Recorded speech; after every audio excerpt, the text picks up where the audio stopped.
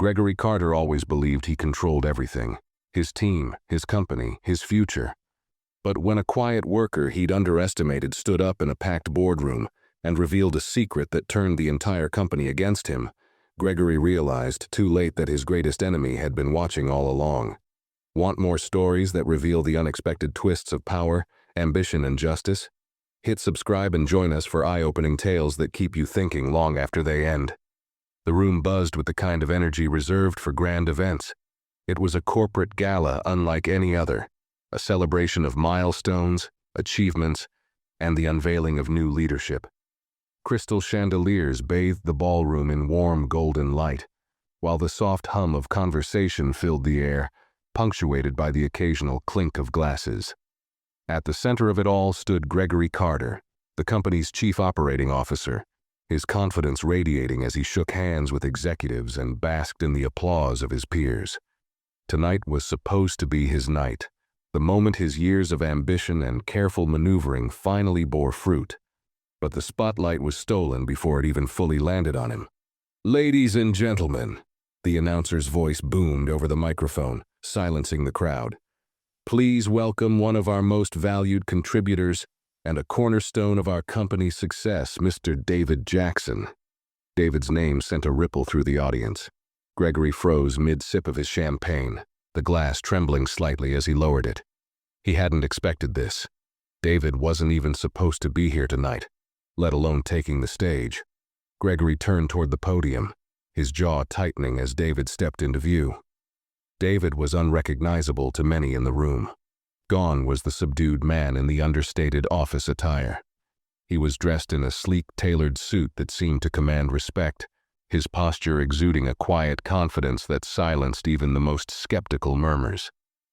His dark skin gleamed under the soft glow of the chandeliers, and his gaze was steady, scanning the crowd like a man who knew he belonged.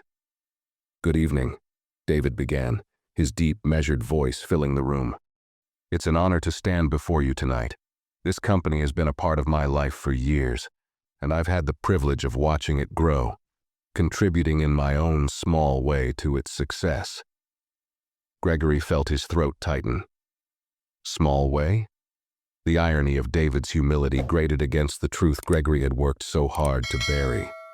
For months, Gregory had downplayed David's contributions, undermining him at every turn. Yet here he was, being lauded in front of the company's elite. "Leadership," David continued, his voice steady, "isn't just about making decisions from the top.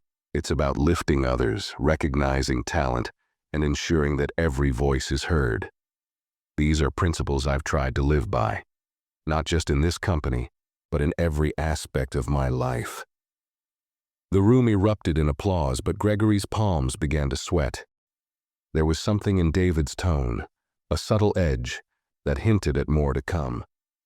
Gregory's unease deepened as David turned toward him, his eyes locking onto Gregory's with an intensity that sent a chill down his spine. "I want to take a moment," David said, his voice softening but carrying the weight of something unspoken, "to acknowledge the challenges I've faced here. Challenges that, while difficult, have taught me resilience and the value of integrity." The applause faltered, replaced by a hushed tension. People glanced at one another, sensing the shift in the atmosphere. Gregory's face burned as he felt the attention veer toward him. He forced a smile, but it felt like a mask cracking under pressure. "And yet," David continued, his gaze unwavering, "I stand here today, not as a victim of those challenges, but as someone who has persevered, someone who has thrived." He paused, letting his words sink in. "Because perseverance, my friends, is not just a response to adversity. It is a statement of one's worth." Gregory's heart raced. Something was happening, something he couldn't control. As David stepped down from the podium, the applause surged again, louder this time, as if the room itself was rallying behind him. Gregory clenched his fists, struggling to maintain composure. He didn't understand what was happening, but one thing was clear. David Jackson wasn't just here to make a speech. He was here to take his place. Gregory's mind whirled as the applause lingered, each clap sounding like a hammer striking the foundations of his carefully constructed world. He couldn't fathom how David had managed to commandeer the night. Worse still, the way the room seemed to rally behind David felt personal, like an indictment of Gregory's authority.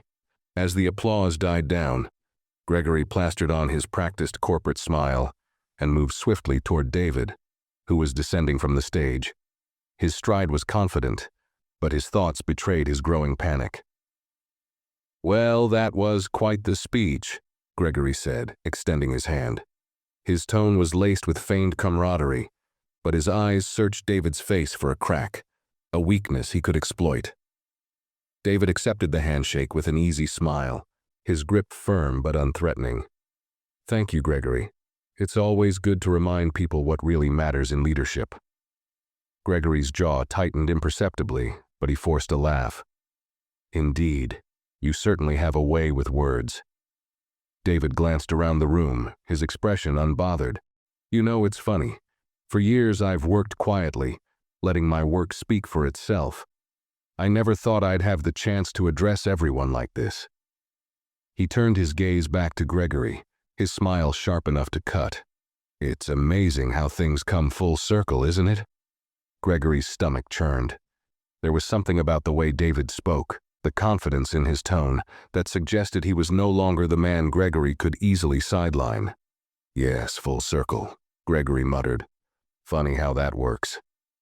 Before Gregory could probe further, an older woman approached David, her face lighting up with genuine warmth. "Mr. Jackson," she said, her voice full of admiration, "I just wanted to say how inspiring your words were.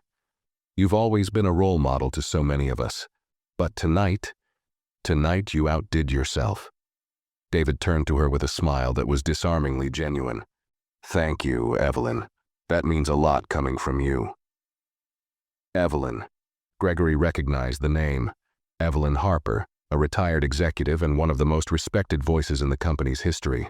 Her approval carried weight, and the way she beamed at David set Gregory's nerves on edge.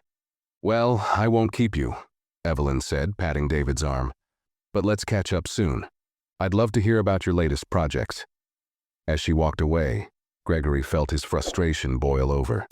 "I didn't realize you were so close to Mrs. Harper," he said, his voice clipped. David's smile didn't waver. "Evelyn's been a mentor to me for years. She taught me the importance of integrity and leadership, something I'll always value." Gregory opened his mouth to respond, but before he could, a member of the board approached them. "David, we need a moment with you," the man said, his tone deferential. He barely acknowledged Gregory before leading David toward a small group of executives. Gregory watched, rooted in place, as David was ushered into a circle of influence that Gregory had always considered his domain.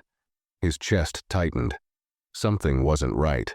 David wasn't just gaining approval, he was commanding loyalty. And Gregory, for the first time, felt like an outsider looking in. As the night continued, Gregory couldn't shake the feeling that the balance of power was shifting. What he didn't know was how far it had already shifted, and how much further it was about to go. Gregory left the gala that night with a gnawing unease he couldn't shake. The quiet hum of his car's engine did little to settle his spiraling thoughts as he drove through the empty city streets. David Jackson's sudden rise to prominence wasn't just an anomaly, it was a direct threat to everything Gregory had built. He tightened his grip on the steering wheel, his knuckles whitening. For years, Gregory had prided himself on his ability to control the narrative, to keep those beneath him in their place while he climbed higher. David had always been easy to overlook, a quiet, hard-working man who didn't push back. He was smart, sure, but Gregory had assumed his ambition was tempered by humility. Now, Gregory realized his mistake. David hadn't been idle. He'd been playing a longer game. By the time Gregory reached his sprawling suburban home, the weight of the evening sat heavily on his shoulders. He poured himself a drink, the amber liquid sloshing as his hands trembled slightly. He replayed the moments at the gala over and over in his mind. The applause, the way the executives had gravitated toward David, and the disarming confidence David had exuded. Gregory had been blindsided, and he hated how unprepared he felt. His wife, Vanessa, was waiting in the living room, lounging on the cream-colored sofa with a glass of wine in hand. She looked up as he entered, her expression immediately shifting to one of mild concern. "Rough night?" she asked, raising an eyebrow. Gregory sank into an armchair opposite her, loosening his tie. "You could say that. David Jackson. He completely stole the show tonight." Vanessa tilted her head, curious. "David? The guy from your team. I thought you said he was just, what's the word you used? Reliable but unremarkable." Gregory grimaced at the reminder. "He was," he muttered. "Or at least I thought he was. Now I'm not so sure." Vanessa sipped her wine thoughtfully. "So, what happened?" Gregory recounted the evening, his voice tinged with frustration as he described David's speech and the overwhelming response it had garnered. "It's like he's suddenly this force to be reckoned with. The board loves him, the employees respect him, and somehow he's managed to gain Evelyn Harper's support." Vanessa's brow furrowed. "Evelyn Harper?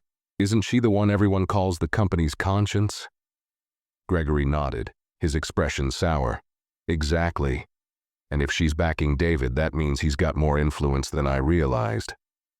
Vanessa leaned forward, setting her glass on the table. "Then you need to figure out what he's up to. People don't just rise out of nowhere, Gregory. He's clearly been planning this for a while." Gregory stared at her, the weight of her words sinking in. Vanessa was right. David's sudden prominence wasn't random, it was calculated. Gregory had underestimated him once, but he wouldn't make the same mistake again. He needed to uncover David's game plan before it was too late. Draining his glass, Gregory stood, his resolve hardening. "You're right. I'll figure it out. Whatever it is he's playing at, I'll make sure it doesn't go any further." But even as he said the words, a small voice in the back of his mind whispered a troubling thought. What if it's already too late? The next morning, Gregory arrived at the office earlier than usual, his mind racing with strategies. The crisp morning air did little to cool his growing paranoia as he strode into the building, the sharp click of his polished shoes echoing in the empty lobby. He needed answers, and he needed them fast. He sat at his desk, scrolling through internal reports and performance reviews, searching for anything that could explain David's meteoric rise. His frustration mounted as he found nothing but glowing evaluations and records of David's contributions. Every project David had touched seemed to have flourished, improved efficiency, reduced costs, elevated team morale. It was all too perfect, and it grated on Gregory. His phone buzzed, jolting him out of his thoughts. It was a text from his assistant Karen. "Karen, David Jackson has a meeting with the board this morning at 10. Should I arrange for you to join?" Gregory stared at the message, his chest tightening. A private meeting with the board? This was more serious than he'd thought. He quickly replied, "Gregory number, just let me know when it's over." He couldn't barge in without looking desperate, but he needed to know what was happening behind those closed doors. Picking up the office phone, he dialed Karen directly. "Karen, find out everything you can about that meeting," he said, his tone sharp. "Who called it? What it's about? Everything." "Yes, sir," Karen replied, though her voice carried a note of hesitation. "I'll do my best." As he hung up, Gregory leaned back in his chair, drumming his fingers on the desk. The more he thought about it, the clearer it became. David wasn't just maneuvering for a promotion. This was something bigger. Gregory's thoughts were interrupted by a soft knock on his office door. It was Sarah, the young intern David had been mentoring. She hesitated at the threshold, clutching a folder tightly. "Mr. Carter, do you have a moment?" Gregory waved her in, masking his irritation. "What is it?" Sarah stepped inside, her nervous energy palpable. I thought you should see this. It's about the recent department restructuring." She handed him the folder, her fingers trembling slightly. "I think there are some discrepancies." Gregory opened the folder, his eyes scanning the pages. At first it appeared to be routine budget data, but as he delved deeper, he noticed anomalies, misallocated funds, unapproved expenses, and figures that didn't add up. His lips curled into a smirk. Finally, a crack in David's armor. "This is excellent work, Sarah," Gregory said, his tone softening as he set the folder down. "Leave this with me, I'll handle it." Sarah hesitated, her brow furrowing. I wanted to be sure you understood. These figures don't point to David. They're from—" "I said I'll handle it," Gregory interrupted, his voice firm. Sarah blinked, taken aback, then nodded and hurried out of the office. Gregory leaned forward, tapping his pen against the folder. He had no intention of listening to Sarah's clarifications. All that mattered was using this information to discredit David. He'd twist the numbers, redirect the blame, and remind the board why he was the one best suited to lead. But even as he schemed, a nagging thought crept into his mind. If David really was as careful and calculated as he seemed, how likely was it that such discrepancies would lead back to him? Gregory dismissed the doubt with a shake of his head. Everyone had skeletons, and he was determined to drag David's into the light. As the clock ticked toward 10, Gregory's impatience grew. He couldn't wait to see the look on David's face when this all unraveled. Little did he know, David was already several steps ahead, and Gregory's plan was playing right into his hands. At precisely 10 o'clock, the boardroom doors closed, shutting out Gregory and leaving him simmering in his office. Karen had sent a discreet message.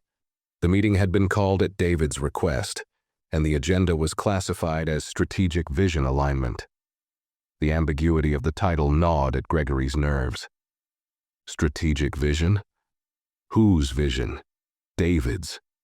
Gregory clenched his fists. He should have been in that room. Minutes stretched into an agonizing hour.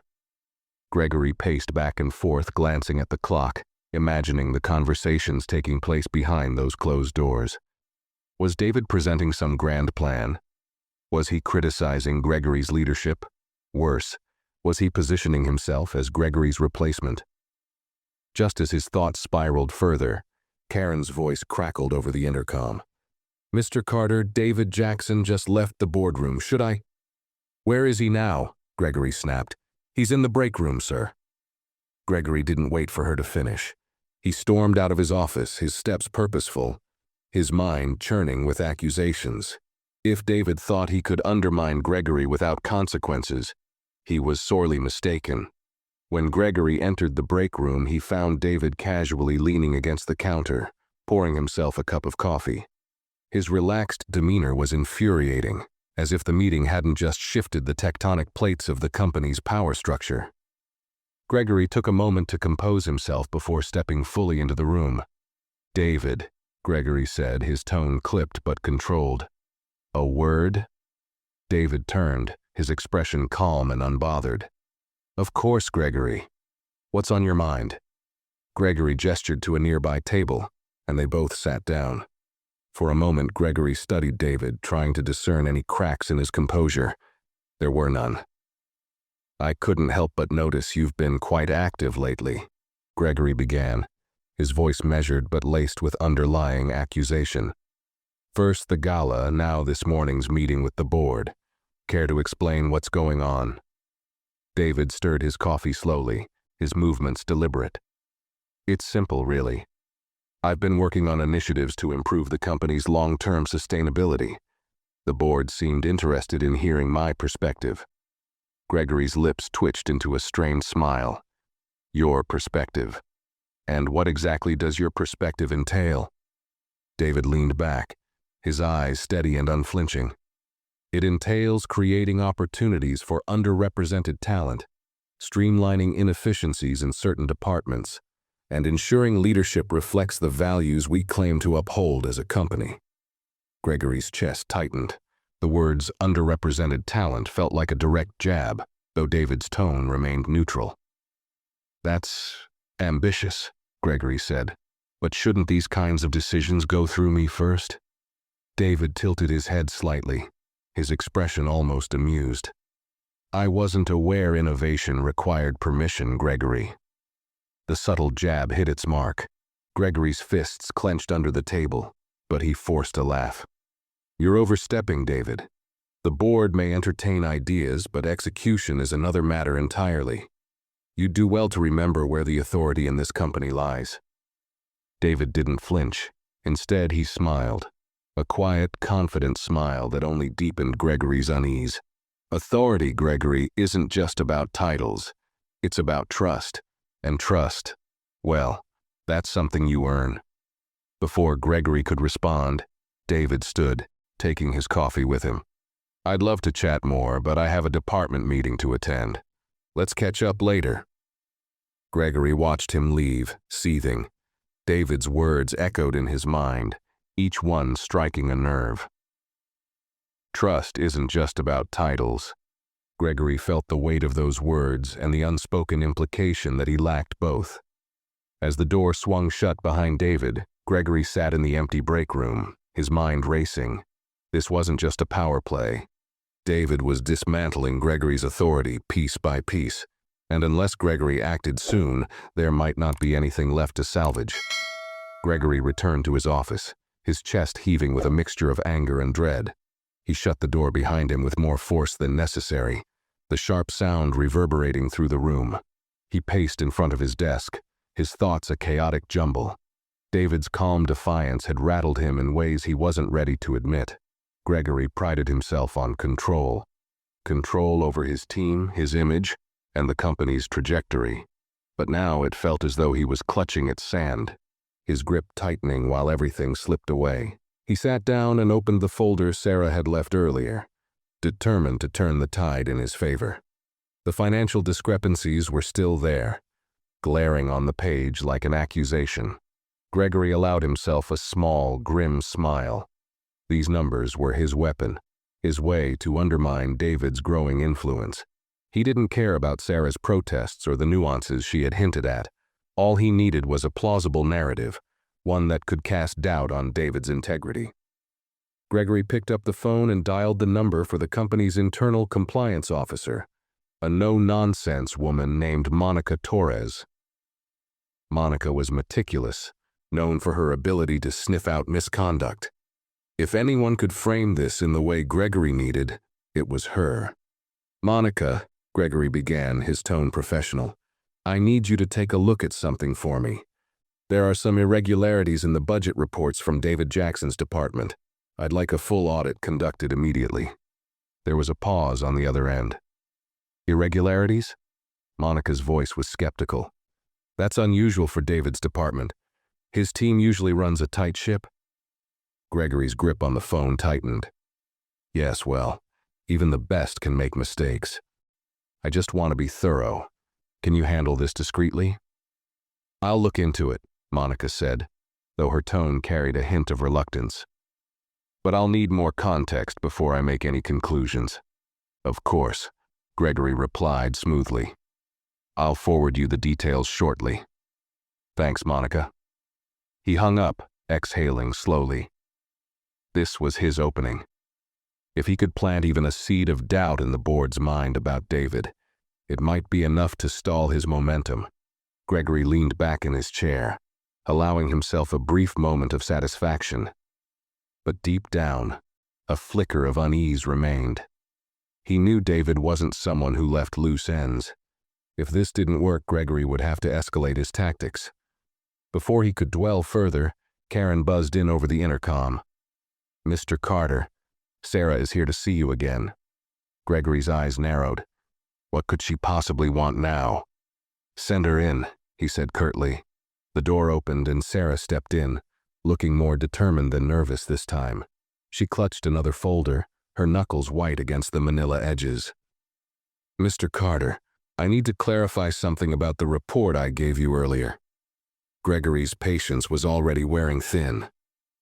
"Sarah, I told you I'd handle it." "I know," she said quickly, her voice steady despite the tension in the room. "But there's something you should know. Those discrepancies, they're not from David's department. They're from—" Gregory held up a hand, cutting her off. "Enough. I trust my ability to analyze a report, Sarah. If there's something worth investigating, I'll determine that." Sarah hesitated, her jaw tightening. For a moment it looked as though she might argue, but then she seemed to think better of it. "All right, she said softly, placing the folder on his desk. "But you might want to read this before you act. It's important." She left the office without another word, leaving Gregory staring at the folder. His instinct was to dismiss it entirely. What could she possibly know that he didn't? Yet something about her demeanor gave him pause. He tapped his pen against the desk, debating whether to open it or push forward with his plan. Finally, curiosity won out. Gregory flipped open the folder and began to read. The further he got, the more his face hardened. The discrepancies Sarah had pointed out weren't just misallocated funds. They were deliberate, evidence of tampering and redirection. But they weren't tied to David at all. They were tied to him. The blood drained from Gregory's face as he stared at the damning evidence. A cold sweat broke out on his brow. Somewhere in the back of his mind, a horrifying realization began to form. He had walked straight into a trap, and David Jackson was the one who had laid it. Gregory sat frozen, his eyes glued to the folder in front of him. The implications of what he was reading clawed at his composure. The discrepancies Sarah had flagged weren't just numbers on a page.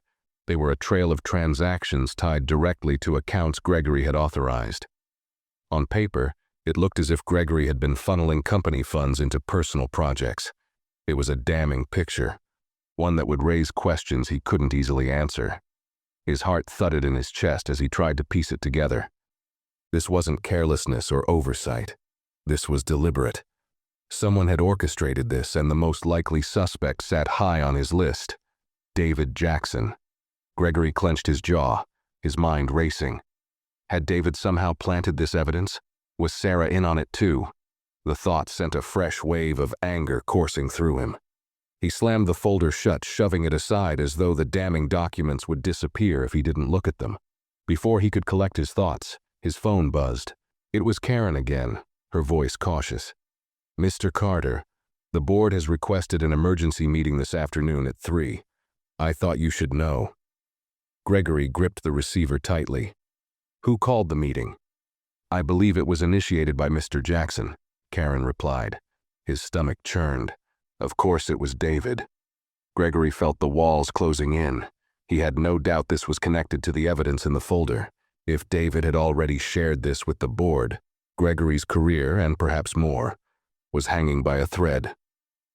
"Thank you, Karen," he said, his voice strained. "That will be all." As he set the phone down, Gregory felt a rare pang of fear. He wasn't used to being outmaneuvered. For years he'd built his reputation as a man who could control any situation, silence any dissent. But David had played him perfectly. Every move Gregory had made in the past weeks, every attempt to undermine David, had backfired spectacularly. And now the trap had snapped shut. He forced himself to focus. Panic wouldn't help him now. If David wanted a showdown, Gregory needed to be ready. He reached for the folder again, this time scrutinizing every detail. If there was any way to cast doubt on these findings, he needed to find it fast. His mind worked furiously, scanning for loopholes, inconsistencies, anything he could use to shift the narrative. But the evidence was airtight. Whoever had prepared it knew exactly what they were doing. Gregory's thoughts turned to Sarah. She had brought him this folder, insisting he read it. Had she done so knowing it implicated him? Or had she been played just like he had? Gregory leaned back in his chair, exhaling sharply. He couldn't afford to lose control now. There were still cards to play, still ways to salvage his position, if he moved quickly. He picked up the phone and dialed Monica Torres again. "Monica," he said, his voice steady but urgent. "I need you to accelerate the audit I mentioned earlier. Focus on David Jackson's department and flag anything unusual." There was a pause on the other end. "Gregory, I'm still reviewing the data you sent, and I have to say, I'm not interested in excuses," Gregory interrupted sharply. "I need results, today." Monica sighed but relented. "Understood. I'll prioritize it." Gregory hung up, running a hand through his hair. He needed to control the narrative before the board meeting. If he could find anything at all, to shift the focus back onto David, he might be able to survive this. But as the minutes ticked by, an unsettling thought gnawed at the edges of his mind. David had planned every step of this with precision. If Gregory was being set up, then David would already be anticipating his next move. And worse, David might be holding more cards than Gregory could even imagine. For the first time in his career, Gregory felt the cold grip of uncertainty. This wasn't just a power struggle anymore. This was a reckoning. And he wasn't sure he was ready for it. The hours leading up to the board meeting crawled by, each minute marked by Gregory's mounting anxiety. He had reread the damning documents 3 times, searching for any thread he could pull to unravel their implications. Yet the more he dissected them, the clearer it became. The evidence was overwhelming, and the trail pointed directly to him. He needed a lifeline, someone who could help him deflect the fallout. Picking up his phone, he scrolled through his contacts, his finger hovering over the name of an old ally. James Whitaker, a senior board member who owed Gregory a few favors. James had always been a pragmatist, someone who valued results over ethics. If anyone could be swayed to Gregory's side, it was him. Gregory dialed the number, his pulse quickening as it rang. James answered on the 3rd ring, his voice brusque. "Carter, what do you need? I'm preparing for the meeting." "James," Gregory began, forcing a measured tone, "I wanted to give you a heads up before this afternoon. There are issues being raised about the budget, and I believe they've been misconstrued to make me look culpable." "Culpable?" James's tone shifted, a hint of curiosity creeping in. "What are you saying?" "There are discrepancies, yes," Gregory admitted, choosing his words carefully. "But they're not what they appear to be. Someone is using them to discredit me, likely Jackson. You've seen how aggressive he's been lately, trying to position himself as some sort of savior." James was silent for a moment, the line crackling faintly. "That's a serious accusation, Carter. If Jackson has evidence, the board isn't going to ignore it." "Which is why I need your support," Gregory pressed. "I've been with this company for years, James. You know my track record. I've delivered results time and time again. Are we really going to let someone like Jackson, someone with no executive experience, jeopardize everything we've built?" James sighed. "I'll see what I can do, but this won't be easy. The board has been impressed with Jackson's recent initiatives. He's made himself look like the golden boy." Gregory's teeth clenched. "Just remember who's kept this company afloat all these years. I need you on my side." "I'll think about it," James said before hanging up. Gregory set the phone down, exhaling sharply. It wasn't the guarantee he'd hoped for, but it was something. If he could sway James, perhaps others would follow. He began mentally preparing his defense, rehearsing lines that balanced accountability with plausible deniability. By the time 3 p.m. rolled around, Gregory was wound tight, but outwardly composed. The boardroom was already filled when he arrived, the air thick with anticipation. The long, polished table gleamed under the overhead lights, and the board members sat in their usual places, their expressions carefully neutral. David was there too, seated near the head of the table, his posture relaxed but confident. Gregory's eyes narrowed as he took his seat opposite him. The chairperson, a sharp-eyed woman named Margaret Lyons, called the meeting to order. "Thank you all for coming. Today's agenda involves some serious matters that require immediate attention." Margaret turned her gaze toward David. "Mr. Jackson, I believe you requested this meeting. The floor is yours." David nodded, standing with a calm assuredness that only deepened Gregory's unease. "Thank you, Margaret. I won't waste anyone's time. Over the past several months, I've been working on initiatives to strengthen our company's financial practices and ensure greater transparency across departments." He paused, his eyes sweeping the room before landing on Gregory. "Unfortunately, in the course of this work, I uncovered discrepancies that raise significant concerns about our current leadership." A murmur rippled through the room, the tension palpable. Gregory sat stiffly, his hands clasped on the table to keep them from trembling. David continued, his tone measured but firm. I've prepared a detailed report outlining these issues. While I won't speculate on intent, the numbers speak for themselves." As David handed out copies of the report, Gregory fought to keep his face neutral.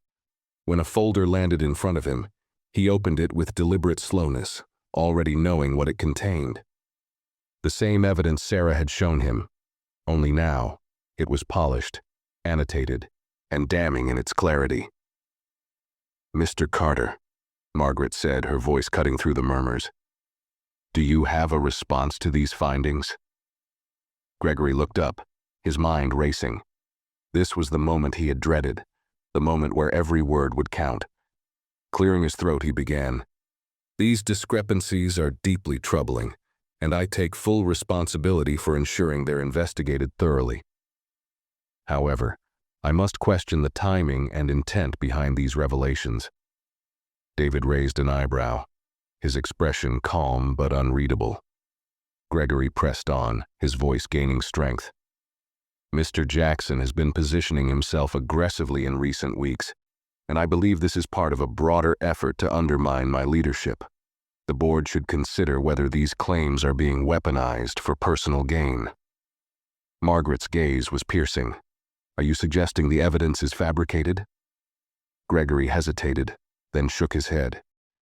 "Not fabricated, no, but perhaps misinterpreted. I need time to review these findings in detail before any conclusions are drawn." David didn't interrupt. He simply leaned back in his chair, letting Gregory dig his own grave. And in that silence, Gregory realized just how much control David truly had over the room. The silence in the boardroom was suffocating. Gregory could feel the weight of every gaze on him, scrutinizing his every word, his every breath. He reached for his water glass, his hand trembling slightly as he took a measured sip. The board members exchanged glances, their expressions unreadable, but heavy with unspoken judgment. Margaret finally broke the silence. "Mr. Carter, while we understand your concerns about intent, the numbers are clear. These discrepancies require immediate attention. Whether intentional or not, they reflect poorly on your department's oversight." Gregory swallowed hard, his carefully constructed defense beginning to crumble. "Margaret," he said, his voice firm but tinged with desperation, "I have served this company for over a decade. My record speaks for itself. I would never jeopardize the integrity of this organization. If mistakes were made, I assure you they were unintentional." David, who had remained silent thus far, leaned forward, his calm demeanor unshaken. "Mistakes happen, Gregory, but accountability is what matters. The question isn't whether these discrepancies exist. It's what we do about them now." Gregory shot him a glare, his composure slipping for a fraction of a second. "It's easy to speak of accountability when you're not the one under scrutiny," he snapped, his tone harsher than he intended. David didn't flinch. Instead, he folded his hands on the table and met Gregory's gaze with a steady calm. "You're right. Accountability isn't easy, but it's necessary. That's why I've taken the liberty of suggesting immediate measures to address these issues." Margaret's brow furrowed as she flipped through the report in front of her. "Mr. Jackson, these measures include a temporary reallocation of Mr. Carter's responsibilities.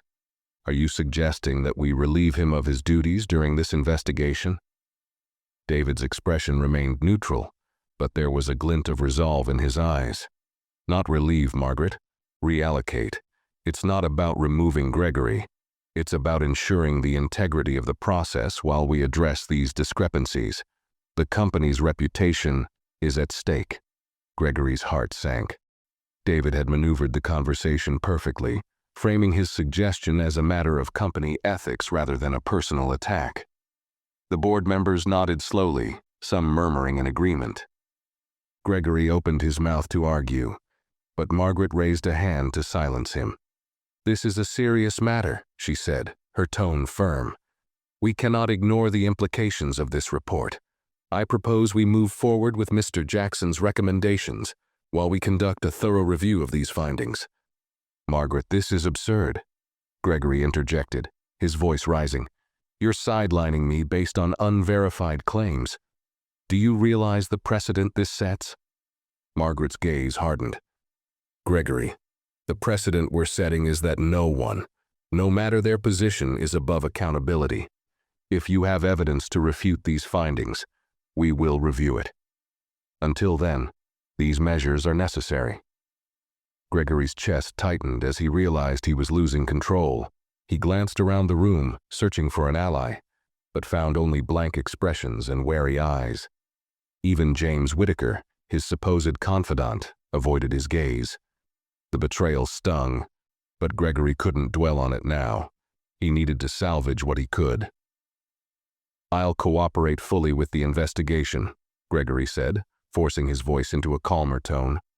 "But I want it on record that I believe this process has been weaponized against me." Margaret nodded. "Noted. We'll reconvene next week to review the progress of the investigation. In the meantime, Mr. Jackson, please work with Monica Torres to ensure a smooth transition." David inclined his head respectfully, but Gregory could see the faintest trace of satisfaction in his eyes. As the meeting adjourned and the board members began to file out, Gregory stayed seated, gripping the edges of the table to steady himself. David approached him, his expression composed but his words cutting. "It's not personal, Gregory. It's about what's best for the company." Gregory forced a tight smile. "Spare me the platitudes, Jackson. I know exactly what this is." David paused, his eyes narrowing slightly. "Do you? Because if you did, you might have realized by now that this isn't about me. It's about you, and the choices you've made." With that, David turned and walked away, leaving Gregory alone in the empty boardroom. The once confident executive now sat in silence, the weight of his actions and their consequences pressing down on him like a vice. For the first time in his career, Gregory felt powerless, and he hated it. Gregory remained in the boardroom long after everyone else had left, his mind racing. The once familiar walls now seemed to close in on him, mocking him with their sterile indifference. The weight of his situation was suffocating. He had spent years cultivating his image as the consummate professional, a man whose authority was unquestionable. And now, all of it was unraveling in a matter of hours. He finally forced himself to leave the room, his steps heavy as he made his way back to his office. Karen greeted him with a concerned expression, her voice tentative. "Mr. Carter, is everything all right?" Gregory waved her off, his tone clipped. "Cancel my meetings for the rest of the day." Karen hesitated, as if wanting to say more, but Gregory's sharp glare silenced her. He shut his office door behind him and slumped into his chair, the leather creaking under his weight. He stared at the folder Sarah had given him, still sitting on his desk like an unwanted guest. It was the symbol of everything that had gone wrong. For a moment, he considered calling Sarah back in, demanding answers, forcing her to explain why she had delivered this bombshell into his lap. But deep down, he knew the real answer. Sarah wasn't the problem. He was. Gregory had allowed himself to become complacent, believing his position was untouchable. David had exploited that arrogance with surgical precision. The thought made Gregory's stomach churn. He had underestimated David Jackson, dismissing him as another cog in the corporate machine. But David wasn't a cog. He was a strategist, and Gregory had been too blinded by his own hubris to see it.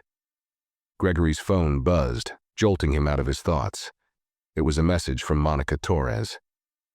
"Monica, preliminary audit results are ready. You should see this."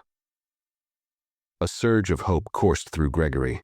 Perhaps there was something in the audit that he could use, some thread that could shift the narrative back in his favor. He quickly replied, instructing Monica to send the report to his email. When the document arrived moments later, Gregory opened it with shaking hands. His eyes scanned the pages, searching for anything he could twist into a defense. At first, it seemed like a standard financial review, until he reached the final section. It was a breakdown of the discrepancies, but what caught Gregory's attention was the timing of the transactions. Each one had been approved during high-pressure periods, end-of-quarter reporting, major client negotiations, times when Gregory's attention was stretched thin. The audit noted that the irregularities could easily have been overlooked, given the context. A flicker of relief passed through Gregory. This was something he could work with. He could argue that the discrepancies were the result of oversight, not malfeasance. He quickly jotted down notes, formulating his defense. But as he read further, his relief evaporated. The report included a detailed analysis of decision-making patterns, pointing out instances where Gregory had overridden standard procedures without proper documentation. It painted a picture of someone who had not just been careless, but willfully negligent. And then came the final blow. The audit noted that the irregularities coincided with several initiatives led by David Jackson, initiatives that had been delayed or blocked due to budget constraints. The implication was clear. Gregory's actions had not just been errors, but deliberate attempts to undermine David's work. Gregory's hands balled into fists as he slammed the laptop shut. This wasn't just a matter of accountability anymore. David had not only exposed his mistakes, but framed them in a way that turned Gregory into the villain. And the worst part? It wasn't even a stretch of the truth. His office phone rang, breaking the tense silence. Gregory snatched it up, his voice terse. "What?" Karen's hesitant voice came through. "Mr. Carter, Mr. Jackson is here to see you." Gregory's grip tightened on the receiver. "Send him in." The door opened, and David stepped inside, his expression calm as always. He closed the door behind him and stood just inside the room, his hands casually in his pockets. For a moment, neither man spoke, the air between them thick with tension. "You've been busy," Gregory said finally, his tone laced with bitterness. David raised an eyebrow. "I could say the same about you." Gregory leaned forward, his elbows on the desk. "What's your endgame, Jackson? You've made your point. What do you want?" David's calm facade didn't waver. "It's not about what I want, Gregory. It's about what's best for this company. You've had your time, and I'm sure you've done some good work. But your time is over." Gregory's jaw tightened, his anger bubbling just beneath the surface. "Don't lecture me about what's best for this company. I built this place. Everything you have, everything you're doing, is because of the foundation I laid." David tilted his head slightly, his expression almost sympathetic. "And that foundation is starting to crack. It's time for a change." Gregory stood abruptly, his chair scraping against the floor. "You think you've won, but this isn't over. I've weathered bigger storms than you." David met his gaze, unflinching. "This isn't a storm, Gregory. It's a reckoning." With that, David turned and walked out, leaving Gregory alone once again. The words echoed in his mind, settling heavily in his chest. A reckoning. Gregory couldn't shake the feeling that David was right, but he wasn't ready to accept defeat. Not yet. The air in Gregory's office felt heavier after David left, a suffocating reminder of the power shift that was rapidly unfolding. He paced back and forth, his mind spiraling. David's parting words echoed in his head. "It's a reckoning." The quiet certainty in David's voice unsettled Gregory more than any overt threat could have. It was as if David knew exactly how this would end, and Gregory didn't. He picked up the phone and dialed James Whitaker again. This time his tone was less controlled, tinged with urgency. "James, I need to speak with you. Now." James sighed audibly on the other end of the line. "Gregory, I'm in back-to-back meetings prepping for the board's next session." "What is it?" Gregory clenched his jaw, forcing himself to sound measured. "It's about the audit findings. There's a narrative being constructed here, one that's painting me as a liability. We both know I've done nothing to jeopardize this company." James paused before replying, his voice cautious. "Gregory, I've gone through the report. The discrepancies are serious. Even if they were unintentional, it's hard to ignore the timing and the repeated overrides of procedure. The board is losing confidence." Gregory slammed his fist on the desk, though he kept his voice low. "Losing confidence? James, this is my legacy we're talking about.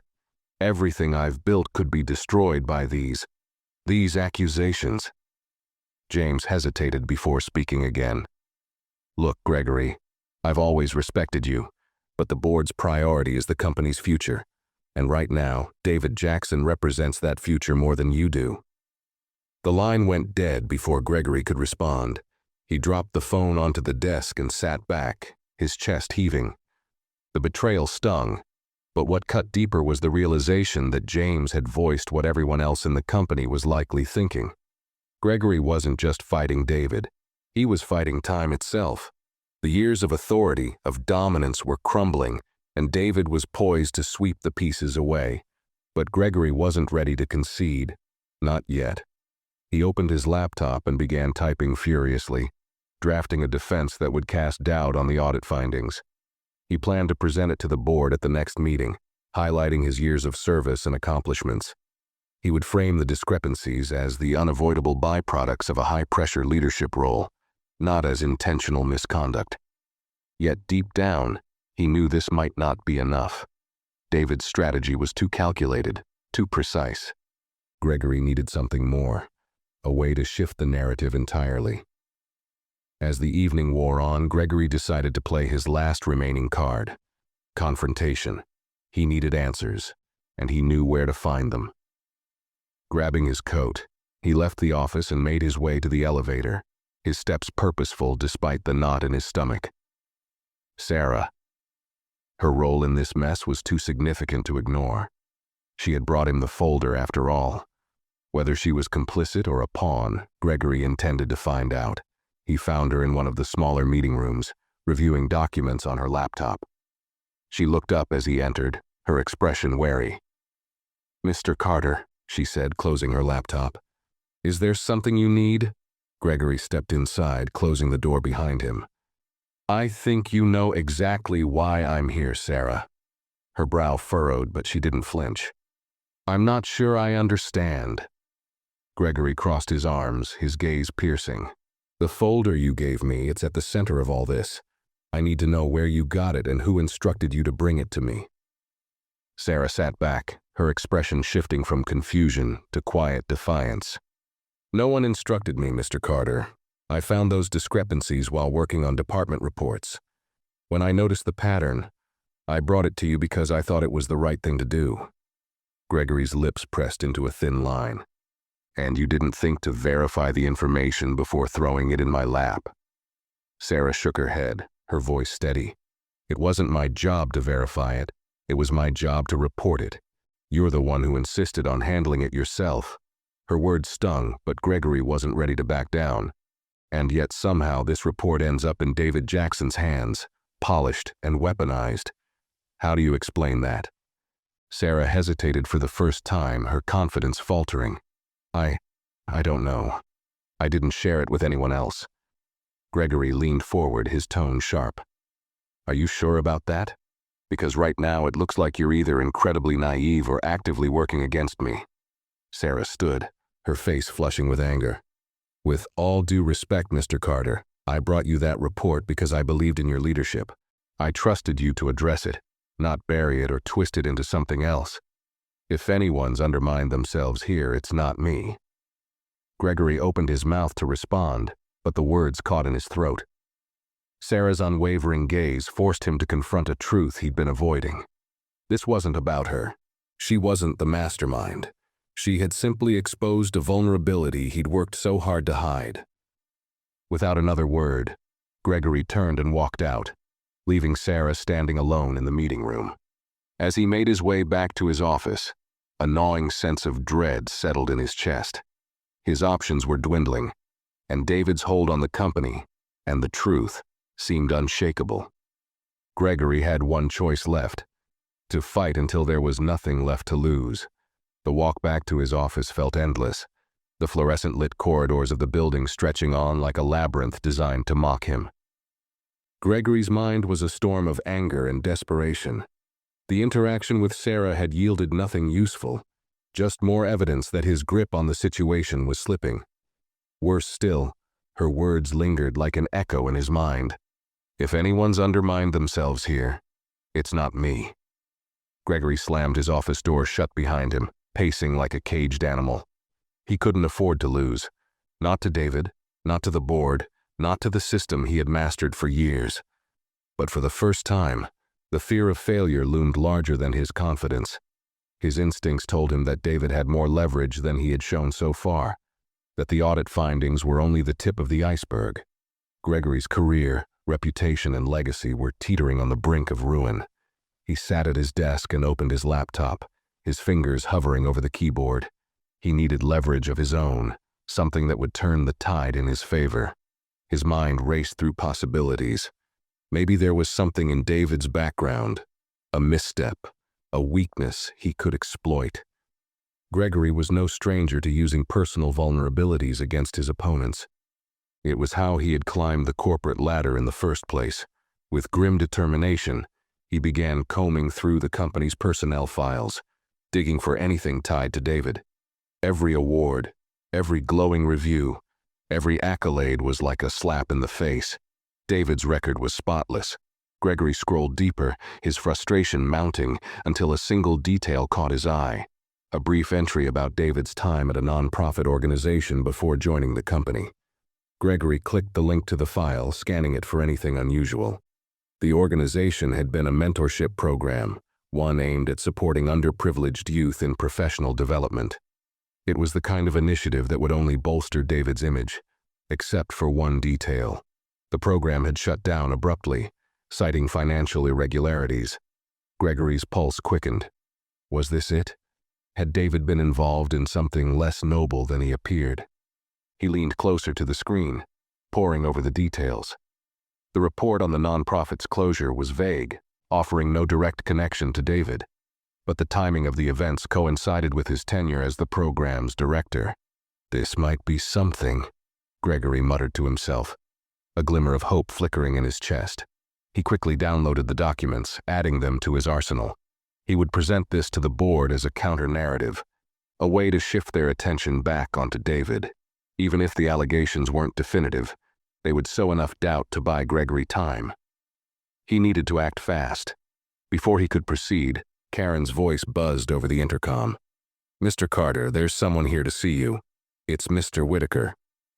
Gregory frowned but motioned for her to send him in. James Whitaker walked in moments later, his face lined with the exhaustion of someone juggling too many crises. He closed the door behind him, crossing his arms as he stood in front of Gregory's desk. "James," Gregory began, gesturing for him to sit, but James remained standing. "This isn't a social visit," James said flatly. "I came to warn you. The board is losing patience." Gregory straightened, his chest tightening. "I've already prepared my defense.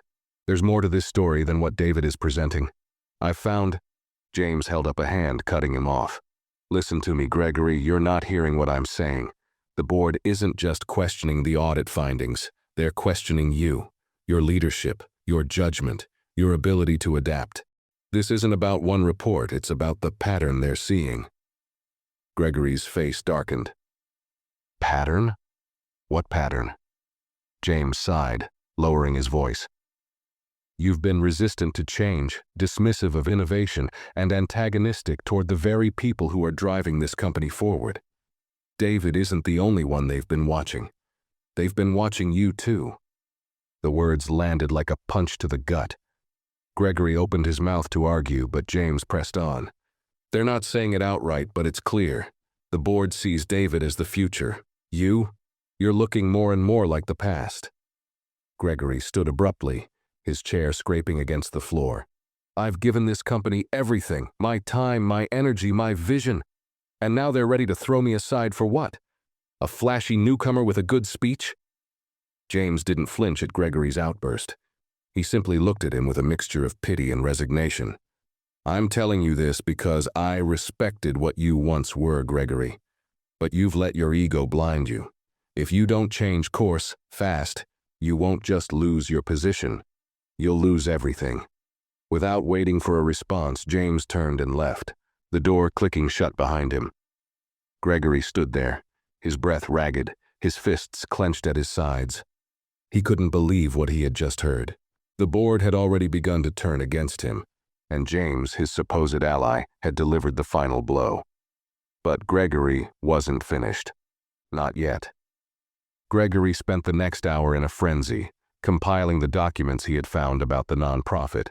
He crafted an argument that painted David as opportunistic, implying that the financial irregularities during his time as director might be a sign of deeper ethical lapses. It wasn't solid evidence, but it didn't need to be. All Gregory needed was to cast doubt. By the time he was done, he had created a presentation that, in his mind, would shift the tide back in his favor. He rehearsed his lines, fine-tuning every word to ensure maximum impact. He would confront David at the next board meeting and expose him for what he truly was, or at least what Gregory could convince others to believe he was. But as he prepared, an uneasy thought crept into his mind. What if this backfired? What if the board saw through his ploy and accused him of deflection? Gregory shook the thought away. He didn't have the luxury of hesitation. Desperate times called for desperate measures. The next morning, Gregory arrived at the office early, his presentation saved on a flash drive tucked into his pocket. The board meeting was scheduled for noon, and Gregory intended to be ready. He spent the morning pacing his office, running through scenarios in his head. Every time doubt threatened to creep in, he reminded himself of what was at stake. By the time noon arrived, Gregory was ready. The board members were already seated when he entered the room, their expressions a mixture of curiosity and caution. David sat near the head of the table, his face calm as always. Gregory took his seat opposite him, his heart pounding, but his exterior composed. Margaret Lyons, the chairperson, called the meeting to order. Before we begin, I understand that Mr. Carter has requested to address the board.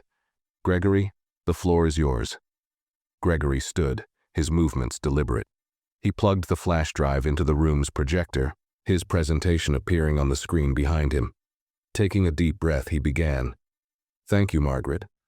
I appreciate the opportunity to clarify some of the concerns raised in recent days.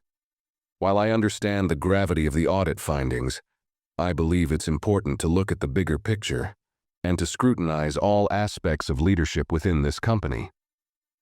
He clicked to the first slide, which displayed information about the nonprofit David had once directed. During my review, I came across these records tied to Mr. Jackson's tenure at a previous organization. As you can see, there were significant financial irregularities during his time as director. While I am not accusing anyone outright, I believe this raises important questions about accountability and ethics. David's expression didn't change, but Gregory noticed a flicker of something in his eyes. Recognition, maybe even amusement. Gregory pressed on, outlining the timeline of events and drawing parallels to the current situation. He concluded his presentation with a pointed statement. We owe it to this company to ensure that every leader is held to the same standard of accountability. If we are to scrutinize my actions, then we must also scrutinize those of Mr. Jackson. As Gregory finished, the room fell silent. The board members exchanged glances, their expressions unreadable. Margaret leaned forward, her hands clasped in front of her. Thank you, Gregory. Mr. Jackson, do you have a response? David stood, his movements calm and measured. I do. Thank you, Margaret. He turned to Gregory, his gaze steady. First, I'd like to thank Mr. Carter for his thorough research. It's always important to review our histories and learn from them. He clicked to the next slide on the presentation, one Gregory hadn't prepared. It displayed a glowing letter of recommendation from the nonprofit's board, praising David's leadership and integrity during his tenure. Mr. Carter is correct that the nonprofit faced financial difficulties, David continued. What he didn't mention is that these issues began long before I joined, and were the result of systemic challenges beyond my control. My role as director was to stabilize the organization and ensure its resources were used effectively. This letter is one of many pieces of evidence confirming that I did exactly that. Gregory's stomach dropped as David clicked through more slides, each one dismantling Gregory's argument with precision. David concluded with a final statement, his tone unwavering. Accountability is indeed critical, and I welcome any scrutiny the board deems necessary. But let's ensure that scrutiny is based on facts, not on narratives crafted to divert attention. The board members nodded, murmuring in agreement. Gregory sat frozen, the weight of his failure crashing down on him. David had anticipated every move, countering each with undeniable evidence. For the first time, Gregory realized he wasn't just losing the battle. He had already lost the war. Gregory sat in stunned silence as the boardroom buzzed with murmurs. His carefully planned attack had not only failed, but had also backfired spectacularly. The board members' expressions ranged from skepticism to outright disapproval, and David, ever the composed strategist, had turned Gregory's assault into a platform to reinforce his own credibility. Margaret Lyons raised a hand, calling the room to order. "Thank you, Mr. Jackson. I believe your response addresses the concerns raised.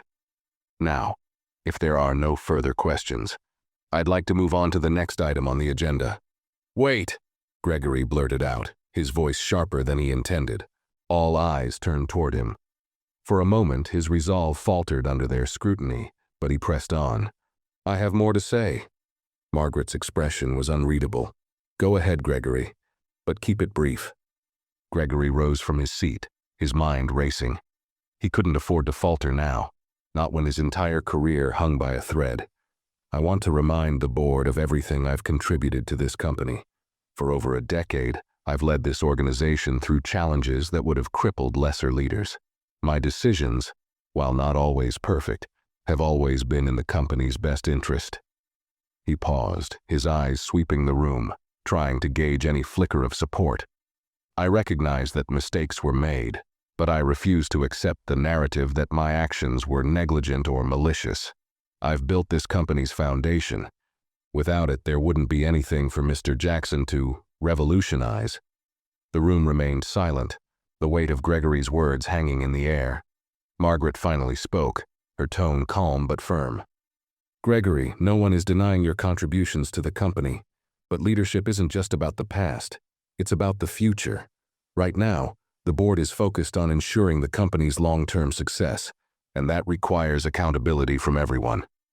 Gregory's shoulders tensed as he sat back down, the finality in Margaret's voice striking like a gavel. The meeting moved on, but Gregory barely heard a word. His thoughts spiraled, alternating between anger at the board's lack of loyalty and dread at the prospect of losing everything he had worked for. As the meeting adjourned, David approached Gregory.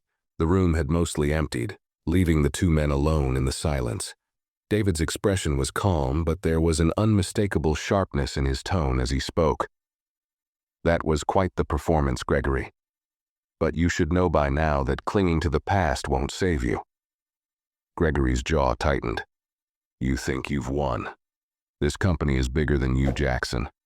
Don't mistake a temporary victory for a permanent one." David tilted his head, a faint smile playing at his lips.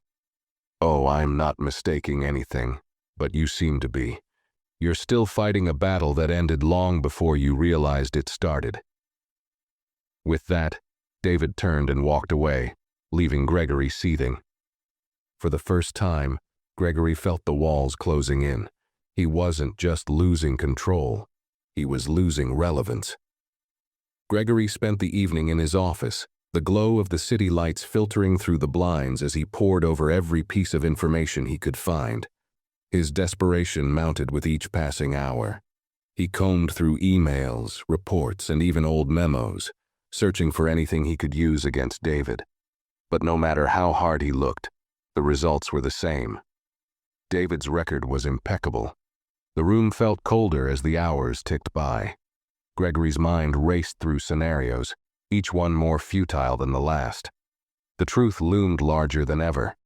David wasn't just dismantling Gregory's authority, he was replacing it.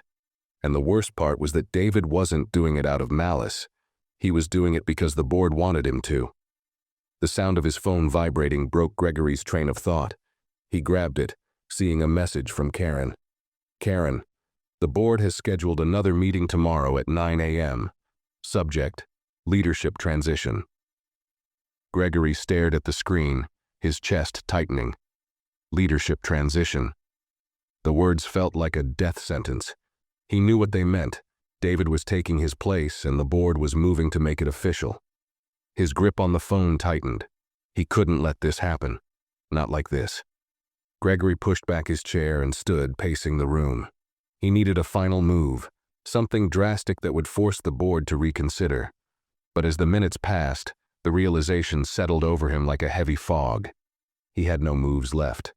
The company he had built, the empire he had ruled over for years, was slipping through his fingers. Gregory sank into his chair, his head in his hands. For the first time, he allowed himself to feel the full weight of his failure. He had underestimated David, alienated the board, and let his arrogance blind him to the shifting tides. And now, the price of those mistakes was staring him in the face. As the city lights dimmed and the office grew darker, Gregory felt a hollow emptiness in his chest. The man who had once commanded respect and authority now sat alone, the echoes of his past triumphs offering no solace. Tomorrow would bring the final blow, but tonight, Gregory Carter was already a man defeated. The morning came far too quickly.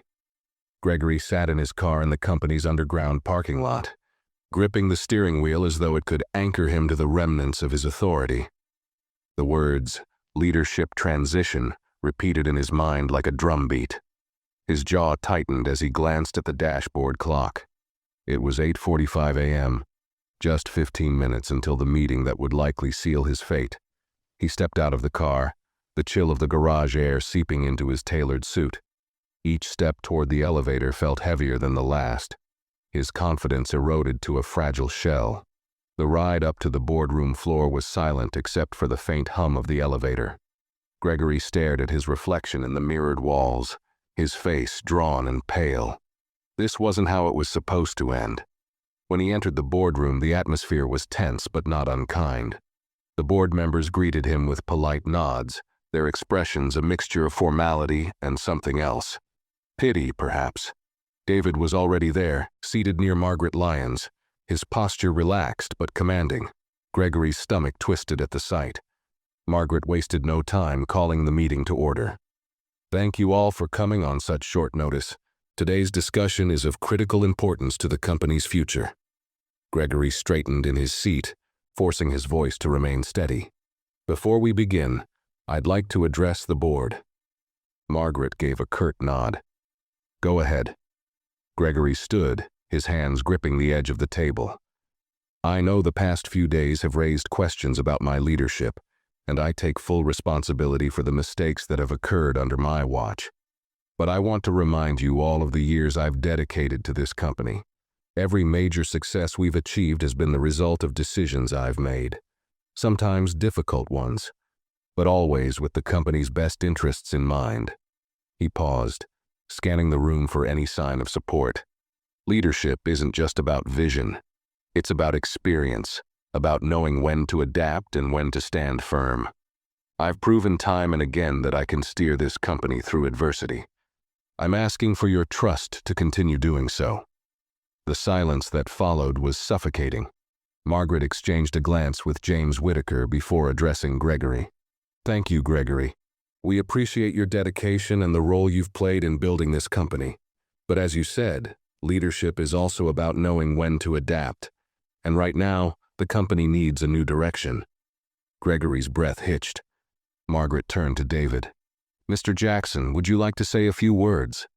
David stood, his demeanor calm but resolute. "Thank you, Margaret. I'll keep this brief. The decisions we make today aren't about dismissing the past. They're about building on it. Gregory has contributed greatly to this company, and his work will always be respected. But as we move forward, we need leadership that reflects the evolving challenges and opportunities of our industry. I'm ready to take on that responsibility." The room filled with murmurs of agreement.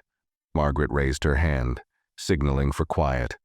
"With that, I propose a formal vote on transitioning leadership to Mr. Jackson. All in favor?"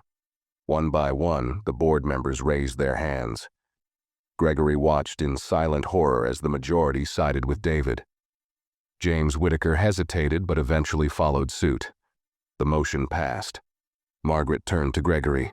"Gregory, we'll work with you to ensure a smooth transition. Your contributions have been invaluable, and we want to honor your legacy." The words felt hollow, a polite epitaph for his career. Gregory nodded stiffly, unable to trust himself to speak. Gregory left the boardroom in a daze, his legs moving on autopilot as he walked through the familiar halls of the company he had once commanded. Employees greeted him with cautious smiles, unaware of the monumental shift that had just occurred. He kept his gaze forward, unwilling to meet their eyes. Back in his office, Gregory closed the door and sat at his desk. The room felt different now, as though it no longer belonged to him. The accolades on the walls, the carefully curated awards and certificates, seemed to mock him. They were relics of a bygone era, reminders of the man he had been. His phone buzzed on the desk. It was a message from Margaret. Margaret. Gregory, thank you for your service. Let's discuss your transition package next week. Take the weekend to rest. Rest. The word felt absurd. Gregory wasn't just losing a job, he was losing his identity. For years he had defined himself by his position, by the power he wielded, and the respect he commanded. Now, stripped of all that, he was left with a gnawing emptiness.